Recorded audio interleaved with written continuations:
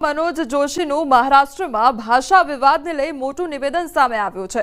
વડોદરામાં પારુલ યુનિવર્સિટીની નાટ્ય મહોત્સવ પ્રેસ કોન્ફરન્સમાં નિવેદન આપ્યું। કોઈપણ ભાષાથી નફરત કરવાનું ભારતીય સંવિધાન નથી શીખવાડતું। ભારતીય સંપ્રભુતા તેમજ સપ્રભુતા અને અખંડિતતા રહે તેવું આપણું સંવિધાન કહે છે। દરેકે એનું પાલન કરવું જોઈએ અને કોઈપણ જાતિવાદ, ભાષાવાદ, વર્ણવાદને સંવિધાન ક્યારેય સમર્થન નથી કરતું। હિન્દી મારી રાજભાષા છે, બિંદી છે અને દેશના મોટા ભાગના લોકો હિન્દી સમજે છે। દરેક ભાષાનું સન્માન કરવું જોઈએ તેવું કહેવામાં આવ્યું છે। किसी भी भाषा से बैर करना ये भारतीय संविधान नहीं सिखाता। भारतीय संप्रभुता, हमारे भारत की संप्रभुता, अखंडितता रहे, यही हमारा संविधान कहता है और उसका सबने पालन करना चाहिए। That's it. कोई भी जातिवाद, भाषावाद या वर्णवाद, इस वाद को संविधान कभी भी सपोर्ट नहीं कर रहा है, तो हमने भी नहीं करना चाहिए। વલસાડમાં તસ્કરો બેફામ બન્યા અને હવે મંદિરમાં પણ તસ્કરોએ તરખાટ મચાવ્યો છે। બજારો અને રહેણાંક વિસ્તારમાં ચોરી કરતી તસ્કર ટોળકીથી હવે મંદિરો પણ સુરક્ષિત નથી। વલસાડના છેવાડે આવેલા પારનેરા ડુંગર પર આવેલા ચંડિકા માતાજીના મંદિરને તસ્કરોએ નિશાન બનાવ્યું। મોડી રાત્રે તસ્કર ટોળકી આ મંદિરમાં ત્રાટકી અને મંદિરના દરવાજા તોડી સોના ચાંદીનો શણગાર અને ચાંદીના છત્તરની પણ ચોરી કરી હતી। ચોરી કરતા અગાઉ તસ્કરોએ મંદિર પરિસરમાં લગાવેલા સીસીટીવી કેમેરાની પણ તોડફોડ કરી હતી। અમૂલ ડેરી ચૂંટણી માટે અંતિમ મતદાર યાદી જાહેર તો 12 બ્લોકની 12 બેઠકો માટે ચૂંટણી યોજવામાં આવશે। આણંદ પ્રાંત કલેક્ટર તરફથી વાંધાઓને નિકાલ કરવામાં આવ્યો છે, ત્યારે 20 તાલુકાના 7 લાખ પશુપાલકો ચૂંટણીમાં ભાગ લેશે। આખરી મતદાર યાદી પ્રસિદ્ધ કરવામાં આવી છે। આખરી મતદાર યાદીમાં કુલ 12 બ્લોકમાં 1210 મતદારો તથા વિભાગ 2 માં કુલ 23 મતદારો સાથે આગામી અમૂલની જે ચૂંટણી છે તેમાં મતદાન થશે। ટૂંક સમયમાં અમૂલની ચૂંટણીમાં કઈ તારીખે નોમિનેશન છે, કઈ તારીખે સ્ક્રુટિની છે, કઈ તારીખે મતદાનનો દિવસ છે તે તમામ વિગતો સાથેનું જાહેરનામું પ્રસિદ્ધ કરવામાં આવશે। કિસાન સંઘ દ્વારા રાસાયણિક ખાતર પર સરકાર દ્વારા કરાયેલ ભાવ વધારાને લઈ મેઘરજ મામલતદારને આવેદનપત્ર આપવામાં આવ્યું હતું અને ખેડૂતોએ માંગ કરી છે કે ચાલુ ચોમાસે કમોસમી અને ખેતી સમયે વરસેલા વરસાદના કારણે સમયસર ખેતી થઈ શકી નથી, જેથી મહેનત ખર્ચ માથે પડે એમ છે। એમાં પણ આ ખાતરનો કમરતોડ ભાવ વધારો ખેડૂતોને પરવડે તેમ નથી, તેથી ખાતર પરનો ભાવ વધારો તાત્કાલિક પરત કરવા માટે માંગ કરવામાં આવી છે। બિયારણ કે યુરિયા ખાતરના જે ભાવ અને ડીએપી ખાતરના જે સરકારશ્રીએ ભાવ વધાર્યા છે એ ભાવ પાછા ખેંચવા માટે સરકારની વિનંતી કરી છે કે ભાઈ આ ભાવ વધારે છે, અતિશય છે, તો પાછા ખેંચવા જોઈએ। ખેડૂતની પરિસ્થિતિ બહુ ખરાબ કફોડી છે, એટલે ખાતર જે ભાવે પહેલા મળતું તે ભાવે મળવું જોઈએ। માટે અપાયેલી જમીનનો વેપાર યુનિવર્સિટીનો પ્લોટ ભાડે આપી દીધો અને કોંગ્રેસ નેતાના ગુજરાત યુનિવર્સિટી પર ગંભીર આરોપ લગાવવામાં આવ્યા છે। કોંગ્રેસ નેતા પાર્થિવરાજ કઠવાડિયાના ગંભીર આરોપ સામે આવ્યા છે। 250 કરોડની જમીન ટેન્ડર વગર ભાડે આપી દીધી। યુથ કોંગ્રેસે રાજ્યપાલને ફરિયાદ કરવાની તૈયારી દર્શાવી છે। કોઈપણ ટેન્ડર વગર યુનિવર્સિટીએ 15,000 વાર જગ્યા 11 મહિનાના કોન્ટ્રાક્ટ પર ભાડે આપી દેવામાં આવી છે અને દૈનિક ભાડું 75,000 અને 20 લાખ એડવાન્સ ભાડું નક્કી કરવામાં આવ્યું હોવાનો દાવો પણ કરવામાં આવ્યો છે। ટેન્ડર કરવાની પ્રક્રિયા નહોતી આવતી, શું સિન્ડિકેટમાં મૂક્યું હતું? એટલે મને તો સ્પષ્ટપણે એવું લાગે છે કે આ દલા તરવાડી જેવો ઘાટ થઈને ઊભો છે કે હું લઉં 2-4 કે લઈ જાઉં ને 10-12, એટલે કે આ તો ક્યાં જમીનો છે, આપણે આપી દો, કાલે ઉઠીને આપણે ક્યાં ચિંતા કરવાની છે, એ પ્રકારની પરિસ્થિતિ ઊભી થઈ છે। ગુજરાત યુનિવર્સિટીમાં આ પ્રકારના કૌભાંડો ન થાય એની તકેદારી તરીકે વિદ્યાર્થીઓ, પૂર્વ વિદ્યાર્થીઓ, બધાની પૂર્વ વિદ્યાર્થી નેતાઓ બધાની જવાબદારી છે કે ગુજરાત યુનિવર્સિટીની જમીન આવી રીતે બારોબાર કોક ના પધરાવી જાય એ ચિંતા કરવાની આપણા સૌની છે। ગુજરાત યુનિવર્સિટીના વીસીએ કરી સ્પષ્ટતા, ગ્રાઉન્ડ ભાડે આપવાનું રદ કરી દેવાયું છે। તો ગ્રાઉન્ડ ભાડે આપવામાં ટેન્ડર પ્રક્રિયા હોતી નથી, તો એસી બેઠકમાં નિર્ણય કરવામાં આવ્યો હતો। કોઈ પરમનન્ટ કન્સ્ટ્રક્શન જેવું કરવા જઈ રહ્યા છે ત્યારે એનો ઓર્ડર કેન્સલ ઓલરેડી કરવામાં આવી દીધું હતું કારણ કે હું વિદેશમાં હતી એટલે ગઈકાલે જ આ ઓર્ડર ઉપર સહી કરી દીધી છે ઓલરેડી, અને એનો ભાડાનો જે રેન્ટલ છે એ કેન્સલ કરવામાં આવ્યો છે. અમદાવાદ સહિત અન્ય શહેરોમાં ચોરી કરી જુગારમાં પૈસા લગાવનાર આરોપી પોલીસ સકંજામાં આવી ગયો છે. નવરંગપુરા અને ઝોન 1 એલસીબી પોલીસે રાજુ ખત્રીને ઝડપી પાડ્યો છે. અઠવાડિયા પહેલા નવરંગપુરામાં બનેલ ઘરફોડ ચોરીના બનાવમાં આરોપી ઝડપાયો છે. તો ચોથા માળે બારીમાંથી અંદર ઘૂસી સોના ચાંદીના દાગીના સાથે રોકડ રકમની ચોરી કરી હતી. સીસીટીવી તપાસમાં આરોપીની ઓળખ કરવામાં આવી હતી. તો પોલીસે સોના ચાંદી અને રોકડ સાથે ₹8.31 લાખનો મુદ્દામાલ જપ્ત કર્યો છે. આરોપી વિરુદ્ધ અગાઉ ગુજરાતમાં 2016 થી 2025 સુધીમાં 12 ગુના નોંધાયા છે, જેમાં મોટા ભાગના સુરતમાં બનેલ છે. રાજુ મૂળ નેપાળનો રહેવાસી છે. તો 2016માં વસ્ત્રાપુરમાં ચોરી બાદ સુરત ચોરી કરવા ગયો હતો અને સુરતમાં ચોરીના ગુનામાં પાસાની સજા પણ થઈ હતી. આરોપીને ઓનલાઈન ગેમિંગનો શોખ હતો, તો ચોરી અને લૂંટ કરી તેના પૈસા ઓનલાઈન ગેમિંગ અને જુગારમાં વાપરતો હતો. આરોપીને ગેમિંગનો શોખ હતો, જે અલગ અલગ લકી સ્ટાર ને એવિએટર નામની ગેમોમાં રમવાનો શોખીન હોવાથી જે પણ પૈસા ચોરીના એ કમાય એ એમાં નાખીને આ પ્રકારની પ્રવૃત્તિ કરતો હતો. નવરંગપુરા પોલીસ સ્ટેશનમાં જે પણ મુદ્દામાલ પકડાયો એ તો પૂરેપૂરો રિકવર કરવામાં આવેલ છે. યુનિવર્સિટી આનંદનગર પોલીસ સ્ટેશનમાં જે પૈસા આવે ત્યાં દિલ્હી એ જગ્યા ઉપર જ્યાં ગેમિંગના પૈસા એના બાકી હોય એ જગ્યા ઉપર તે આગળની પેઢી મારફતે પણ મોકલી હતો. એની આગળની વધુ તપાસ ચાલુમાં છે. જામનગરનો મેળો હવે ચકડોળે ચડ્યો છે. 10 ઓગસ્ટના મેળો શરૂ થવાની જાહેરાત કરવામાં આવી હતી. કાનૂની પ્રક્રિયાને લઈ મેળાનું આયોજન અટવાયું છે. તો સમયસર મેળો ન યોજાતા રાઇડ સંચાલકોને ભારે નુકસાન વેઠવાનો વારો આવ્યો છે. લોકમેળામાં રાઇડ્સ પરફોર્મન્સ સર્ટી પણ નથી આવ્યા. તો પરફોર્મન્સની ચકાસણી બાદ પણ સર્ટી આવ્યા નથી. બીજી તરફ લોકો પણ લોકમેળો શરૂ થાય તેની રાહ જોઈ રહ્યા છે અને તહેવારોની ઉજવણીમાં જોડાવા માટે આતુર છે.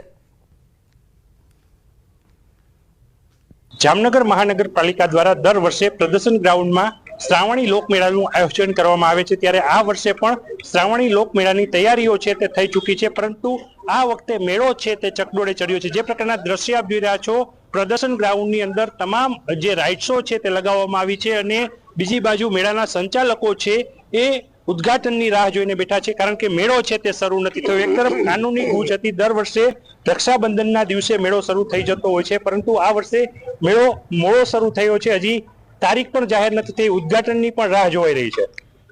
તંત્રએ અમને એવું જાણ કર્યું હતું કે 10 તારીખથી કરીને 24 તારીખ સુધી અમે મેળો ચાલુ કરશું, પરંતુ કોર્ટની અંદર એફઆઈઆર જે તૈયાર થઈ હતી એના કારણે શનિ રવિની રજાના કારણે મોડું થઈ ગયું હતું અને રવિ અને સોમવાર અમારા મેળાના તો ફેલ વયા ગયા છે. છતાં તંત્ર અમને એવી બાંહેધરીઓ આપે છે આજની તારીખમાં કે અમે આજે ઉદ્ઘાટન કરશું, પણ હજી તૈયારીઓ બધી ચાલી રહી છે. જ્યારે મેળો તંત્ર ચાલુ કરે ત્યારે અમે ચાલુ કરશું. બીજું શું થાય? કોર્પોરેશનની ને કામગીરી ચાલુ છે. હાલ કોર્ટ મેટર હતી, જેના હિસાબે અમારા મેળાના દિવસો જતા રહ્યા છે અને આર્થિક નુકસાની પણ અમે પ્લોટ ધારકોએ ભોગવી છે. 5 દિવસ સુધીમાં અમારા 5 દિવસ તો ચાલ્યા ગયા છે. રક્ષાબંધન છે, રવિ સોમ છે, તેના કારણે અમને બહુ ભારે નુકસાન થવાનું છે. 4-5 દિવસમાં અમારું કન્ટિન્યુઅસ વેપાર હતો તે ઠપ થઈ ગયો છે. બાળકો ઘરે રક્ષાબંધન વખતથી કહેતા હોય છે મેળામાં જાઓ. આ વખતે બધા નિરાશ થઈ ગયા છે એકદમ, અને મેળો ચકડોળે ચડ્યો હોય ને એવું લાગે છે. મેળો ચકડોળે ચડ્યો હોય તેવું લાગે છે, કારણ કે રક્ષાબંધનના દિવસે દર વર્ષે શ્રાવણી મેળો છે તે શરૂ થઈ જતો હોય છે, પરંતુ આ વખતે કાનૂની ગૂંચના કારણે મહાનગરપાલિકા તરફી ચુકાદો આવ્યો છે અને જે પ્રકારે કોર્ટે મનાઈ હુકમ છે તે ફગાવી દીધો છે. તો બીજી તરફ અત્યારે જે ફિટનેસ સર્ટી છે તે આવવાના બાકી છે, ત્યારે જે પ્લોટ ધારકો છે, જે મેળાના રાઇડ સંચાલકો છે, તેમને હૈયાધારણા આપવામાં આવી છે કે મેળો છે તે ટૂંક સમયમાં શરૂ કરવામાં આવશે. ત્યારે જામનગરની જનતા પણ મેળાની રાહ જોઈ રહી છે અને જે સંચાલકો છે, જે મેળાની રાઇડ્સ લઈને અહીં પહોંચ્યા છે, તે લોકો પણ પોતાના જે ધંધા છે તે ધંધામાં ક્યાંક ને ક્યાંક નુકસાનીની ભીતિ સેવી રહ્યા છે અને તાત્કાલિક મેળો શરૂ થાય તેવી માગણી પણ કરી રહ્યા છે. કિંજલ કારસરિયા, ન્યૂઝ 18 ગુજરાતી, જામનગર. બનાસકાંઠામાં થરાદના રાણેશ્રી વિસ્તારમાં પોલીસ અને બુટલેગર વચ્ચે ફિલ્મી દ્રશ્યો સર્જાયા છે.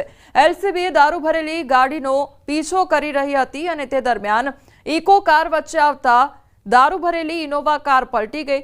ઇનોવા કાર પલટી મારતા કારમાં રહેલા દારૂની રસ્તા પર રેલમછેડ થઈ ગઈ હતી. જો કે ઇકોમાં બેસેલ તમામ મુસાફરોનો આબાદ બચાવ થયો. રાજસ્થાનથી ગુજરાતમાં દારૂ ભરીને પ્રવેશી હતી ઇનોવા કાર પોલીસે દારૂ ભરેલી કાર સાથે એક ઇસમની અટકાયત કરી વધુ તપાસ હાથ ધરી છે। શહેર પોલીસની નિષ્ક્રિયતાનો વધુ એક દાખલો સામે આવ્યો છે। સુરતના કતારગામ વિસ્તારમાંથી ચોંકાવનારો કિસ્સો સામે આવ્યો છે, જ્યાં 5 વર્ષ પહેલા ચોરી થયેલી મોપેડનો ઈ-મેમો હજુ મૂળ માલિકના ઘરે આવ્યો। કતારગામના નરેશભાઈ ધોળાની એક્ટિવા વર્ષ 2021માં ચોરી થઈ હતી। ચોરી થયેલી એક્ટિવાના અલગ અલગ ચાલક સાથેના 2 વખત મેમો આવ્યા। એક મેમો તો 3 મહિના પહેલા જ આવ્યો, પરંતુ મોટા દાવા કરતી સુરત શહેર પોલીસ આટલા પુરાવા છતાં પર શહેર ફરતું મોપેડ પણ શોધી શકતી નથી। મોપેડ માલિકનું કહેવું છે કે ટ્રાફિક પોલીસ અને શહેર પોલીસ વચ્ચે સંકલનનો અભાવ છે। ઓનલાઈન મેમોની પોલીસને જાણ કરવા છતાં પોલીસે કોઈ જ કાર્યવાહી કરી નથી। ચોરાયેલી મોપેડ શહેરમાં બિંદાસ ફરી રહી છે, કયા વિસ્તારમાં ફરે છે તે તમામ વિગત મળી જવા છતાં પણ પોલીસ પકડતી નથી। આ કોઈ પહેલી ઘટના નથી। તાજેતરમાં પણ પૂણા વિસ્તારમાં મોપેડ ઘરે હોવા છતાં વાહન માલિકને મેમો આવ્યો હતો, ત્યારે હવે પોલીસ ઈ ચલણ પરથી ચોરને શોધી કાઢે છે કે નહીં તે પણ જોવું રહ્યું। ઢોલ નગારા, ફૂલોનો વરસાદ અને નાચતા ગાતા લોકોનો ઉત્સાહ, આવા દ્રશ્યો તમે કદાચ પહેલી વાર જોયા હશે। આ હતું આરોપીનું સરઘસ। હવે તમને વિચાર આવતો હશે કે વળી આરોપીના સરઘસમાં ફૂલહાર કેમ થઈ રહ્યો છે?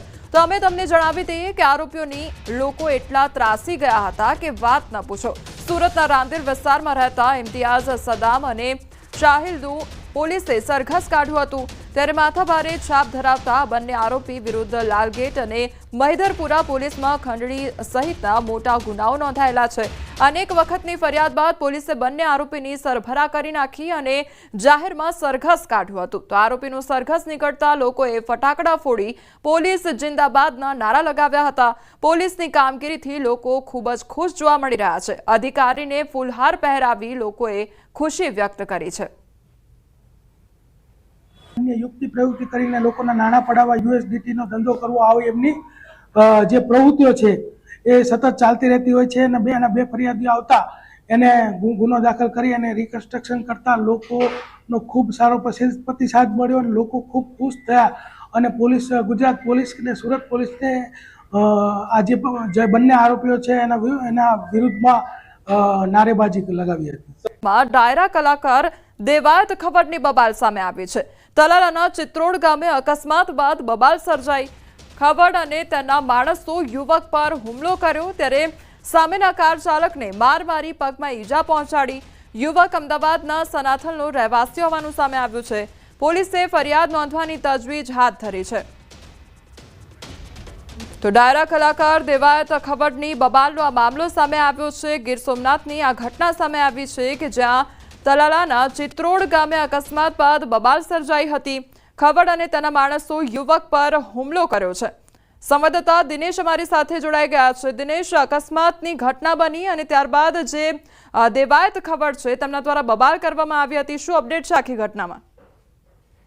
જી બિલકુલ કોમલ, કલાકાર જે દેવાયત ખાવડ છે કે જેઓએ ક્યાંક ને ક્યાંક એક જે અમદાવાદના કથાથલના શખ્સ છે કે તેમના ઉપર હુમલો કરવામાં આવ્યો હોય તેવી હાલ માહિતી છે તે પ્રાપ્ત થઈ રહી છે। ઘટના છે તે બપોરની છે કે જ્યારે દેવાયત ખાવડ અને તેમના કેટલાક મિત્રો છે તે આવી રહ્યા હતા અને તે દરમિયાન સામેથી એક કાર આવી રહી હતી અને એક કારમાં અમદાવાદનો એક યુવાન છે તે સવાર હતો અને તેમની કાર સાથે કાર અથડાઈ હતી અને ત્યારબાદ દેવાયત ખાવડ અને તેમના જે સાથેના જે કેટલાક શખ્સો હતા તેમના દ્વારા આ યુવક ઉપર હુમલો કરવામાં આવ્યો અને આ યુવકને પગના ભાગે ગંભીર ઈજા છે તે પહોંચાડવામાં આવી છે। જોકે ક્યાંક ને ક્યાંક સૂત્રોમાંથી જે પ્રમાણે માહિતી પ્રાપ્ત થઈ રહી છે તે પ્રમાણે આ યુવકને ઇરાદાપૂર્વક માર મારવામાં આવ્યો હોય તેવું પણ હાલ માહિતી છે તે સામે આવી રહી છે।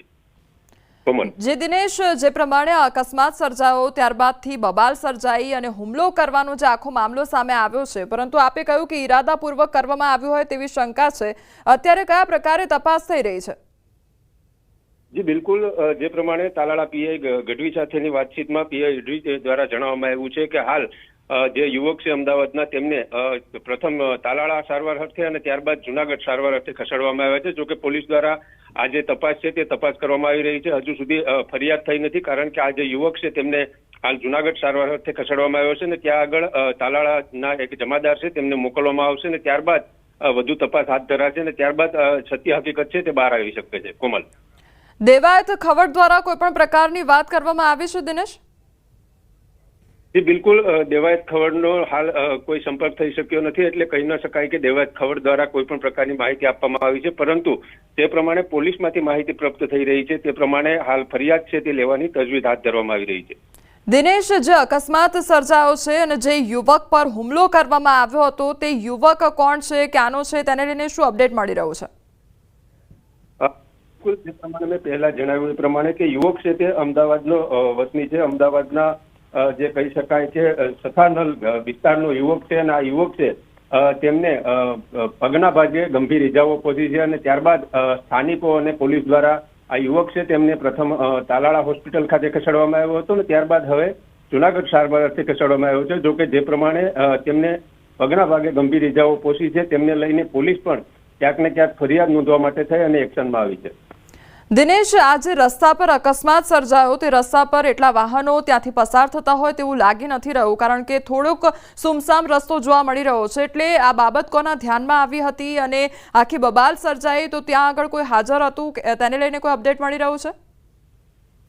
જી બિલકુલ, જે પ્રમાણે રસ્તો છે ત્યાં આગળ કોઈ વધુ લોકો પસાર થતા હોય તેવું લાગી નથી રહ્યું, પરંતુ ત્યાંથી જે લોકોની અવર જવર થતી હોય છે ને તે પૈકીના કેટલાક લોકો છે તે ત્યાંથી પસાર થયા હતા અને તે નજરે જોનારા જે લોકો હોય છે તેમનો ક્યાંક ને ક્યાંક આ પ્રકારની ચર્ચાઓ કરી રહ્યા છે કે જે સામે પક્ષે જે યુવક છે, અમદાવાદનો યુવક છે, તેમને ક્યાંક ને ક્યાંક ઇરાદાપૂર્વક માર છે તે મારવામાં આવ્યું હોય તેવી હાલ ચર્ચાઓ છે. જે દિનેશ, સમગ્ર માહિતી બદલ આપનો આભાર.